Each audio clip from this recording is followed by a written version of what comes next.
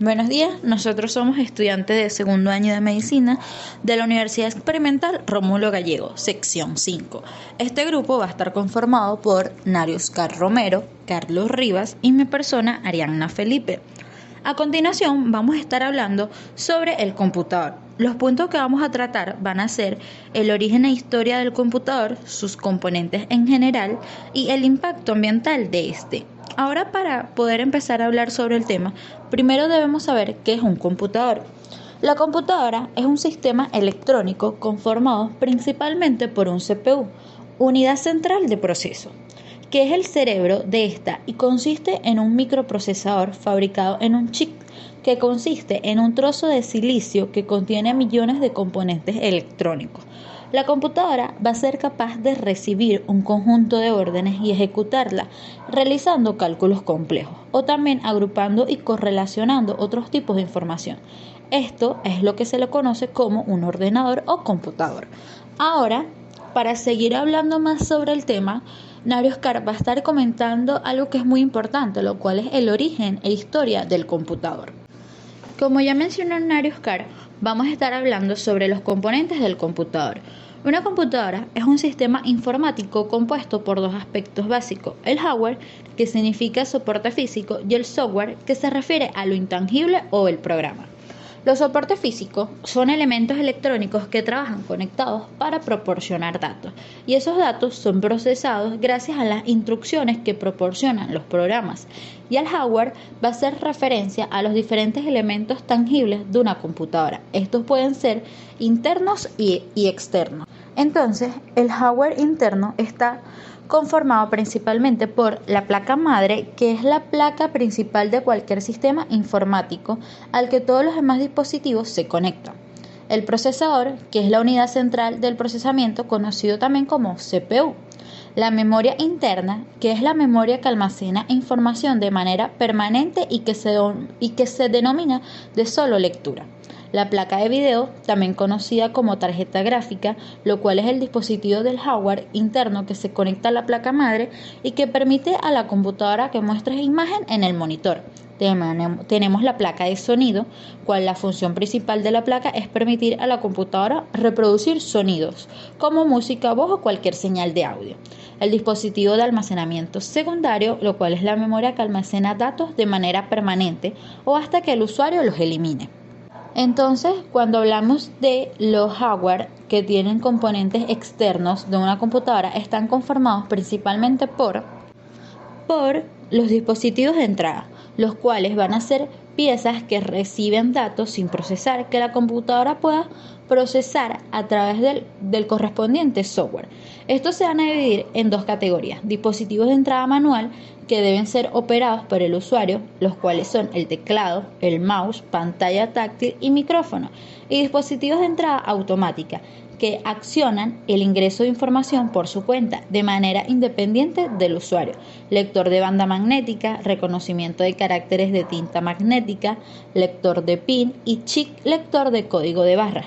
Los dispositivos de salida, los cuales son piezas que envían afuera los datos del procesador por la computadora. Hay dos tipos: de salida temporal, como el monitor, que actualiza constantemente la imagen de salida en la pantalla, y de salida permanente, como la impresora, que reproduce información sobre un papel que perdura como una copia impresa. Ahora vamos a hablar sobre el software de una computadora. El software, como ya lo dijimos antes, es la parte no física de la computadora, que existe en forma de códigos que contiene instrucciones para que el hardware sepa qué hacer. Sin estos programas, la mayoría de los dispositivos no serían útiles. Hay dos tipos.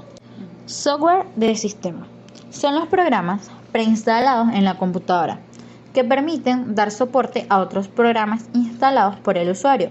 Algunos de estos sistemas operativos son el Windows, el Mac, el Linux, entre otros. Los limpiadores de disco, los defragmentadores de disco, los antivirus, los controladores gráficos, entre otros. También está el software de aplicación, cuáles son los programas que no tienen que ver con el funcionamiento del equipo, sino que son instalados por el usuario para realizar funciones determinadas, los cuales son las hojas de cálculo de Excel, procesador de palabras cuales Word, programas de base de datos Access, programas de diseño gráfico como Illustrator y navegador de internet como Chrome. Maldita sea. Software de sistema. Son los programas preinstalados en la computadora que permiten dar soporte a otros programas instalados por el usuario. Algunos de estos sistemas operativos son el Windows, el Mac, el Linux, entre otros. Los limpiadores de disco, los defragmentadores de disco, los antivirus, los controladores gráficos, entre otros. También está el software de aplicación, cuáles son los programas que no tienen que ver con el funcionamiento del equipo, sino que son instalados por el usuario para realizar funciones determinadas, los cuales son las hojas de cálculo de Excel, procesador de palabras cuales Word, programas de base de datos Access, programas de diseño gráfico como Illustrator y navegador de internet. Para continuar con el tema, Carlos va a estar hablando sobre el impacto ambiental de las computadoras y los programas para reducirlo. Creo que todos tenemos bastante claro que un ordenador no contamina directamente. De hecho, si este llegara a echar humo, plantéate que deberías apagarlo y salir corriendo o encontrar alguna otra solución. Así que, básicamente, la contaminación de los ordenadores se puede centrar en tres aspectos básicos. El primer aspecto se encuentra en la fabricación de los componentes. Esto se puede decir debido a que un estudio en la Universidad de Arizona calculó que se emiten entre 227 y 270 kilogramos de dióxido de carbono al fabricar un ordenador portátil, mucho más de lo que se va a emitir por su consumo eléctrico en toda su vida útil. Segundo, otro punto importante en esto de la contaminación de los recursos electrónicos es el consumo eléctrico. El consumo eléctrico produce contaminación de forma indirecta, ya que se centra sobre todo en la producción. Claro está que si toda la producción eléctrica destinada a mantener nuestro ordenador encendido viniese de energías renovables y cercanas, sería algo maravilloso.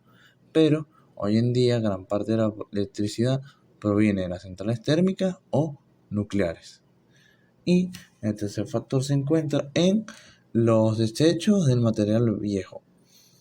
Todos los ordenadores contienen grandes cantidades de metales, plásticos, que pueden afectar bastante si no se tratan adecuadamente, y actualmente se suelen producir más de 6 kilogramos de chatarra electrónica en las computadoras.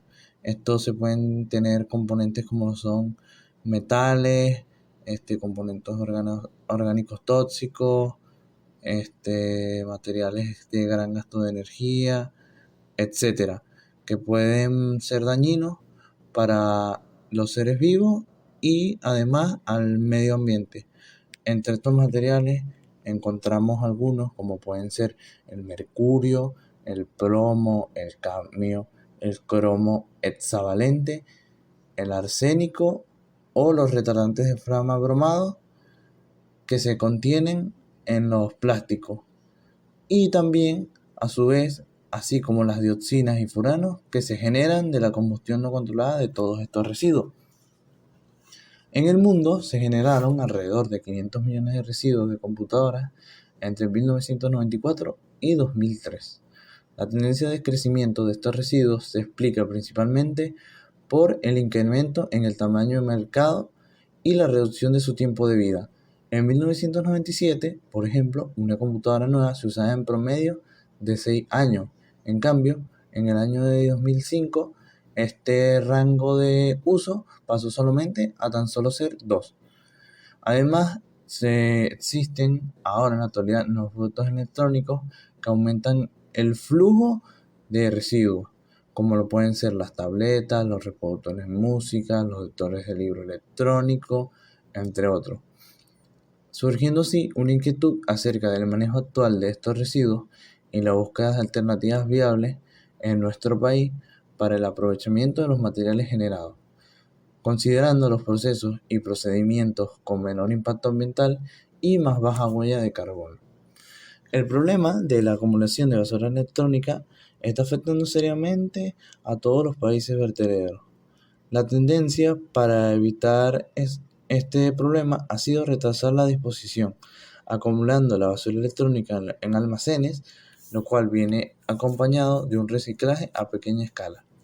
Sin embargo, esta basura no podrá ser acumulada para siempre en estos almacenes, por lo que se han aplicado dos medidas principales.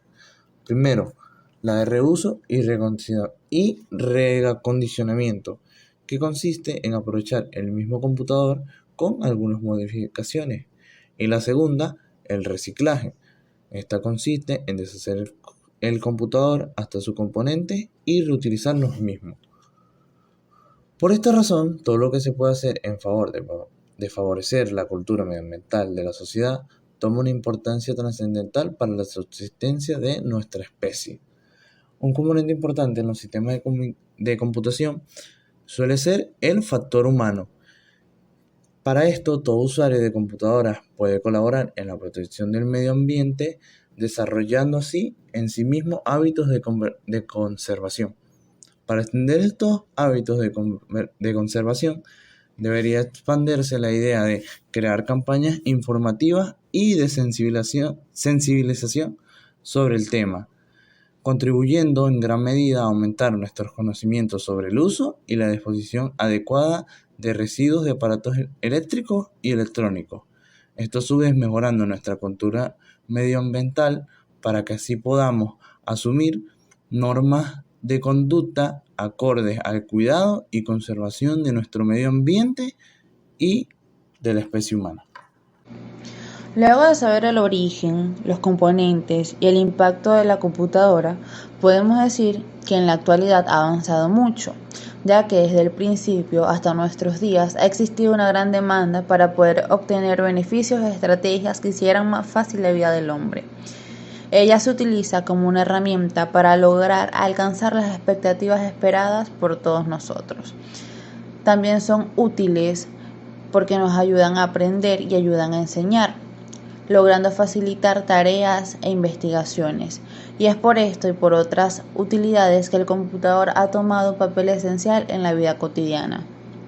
Sin embargo, hay que estar pendientes del uso y desuso de las computadoras, debido a que pueden causar algún que otro percance en la sociedad y en el ambiente. Por ende, es de importancia informarse para promover, colaborar o participar en iniciativas que trabajen en procesos de reciclaje y reutilización para la conservación ambiental y el